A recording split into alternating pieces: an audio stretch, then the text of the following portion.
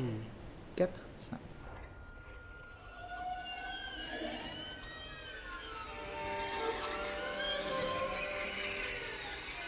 Je m'appelle Clara Iannotta, je suis une compositrice italienne basée en Allemagne. En fait, j'ai commencé la composition quand j'avais à peu près 18-19 ans. Avant, je faisais la flûte. Et puis, par contre, en fait, je suis tombée amoureuse du fait que je pouvais vraiment créer des sons, créer des instruments, etc. Et depuis, j'ai arrêté la flûte et j'ai commencé à composer. Disons que si, par exemple, il me demande d'écrire ma musique, moi je dirais que j'écris des bruits. Quoi que ce soit, ça produit de la musique pour moi. Il n'y a pas de différence entre bruit et son. J'expérimente beaucoup, j'essaie de comprendre le son que je veux.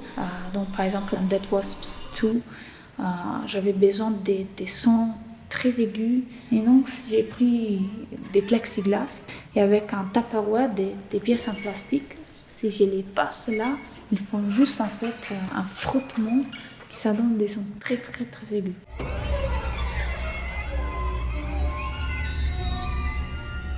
C'est la troisième fois que l'orchestre et aujourd'hui la Cité musicale invite une compositrice. Pour moi, et je dis reconnaissant maintenant les musiciens de l'Orchestre national de Metz depuis 1 an, tout d'abord une rencontre, c'est sur le plan humain. Cet après-midi, c'était bon et très beau de voir aussi dans les yeux des musiciens qu'ils ont face à eux une compositrice qui entend exactement ce qui est demandé et d'avoir aussi ce contrat, un contrat tacite bien sûr, mais qui se crée entre la personne qui crée et la personne qui va exécuter, et non seulement exécuter, mais aussi interpréter. Et tout ça commence comme n'importe quelle belle relation dans la vie, par une relation d'échange, de pouvoir se parler, les yeux dans les yeux, de pouvoir se poser les questions. Sur la même C'est corde. effleuré.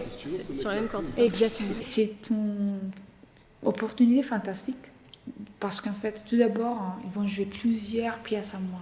Et donc, c'est-à-dire que le public qui ne me connaît pas peut entendre plusieurs pièces pour avoir, disons, une idée globale de ce que je fais. Parce qu'évidemment, toutes les pièces sont différentes. Aussi, il y a une démarche depuis plusieurs années, et donc ils vont voir à peu près, ils vont comprendre un peu mieux ce que j'ai fait, la musique que j'ai écrite. Et puis, de l'autre côté, c'est aussi important pour moi parce que c'est-à-dire que je peux travailler plusieurs fois avec les mêmes musiciens.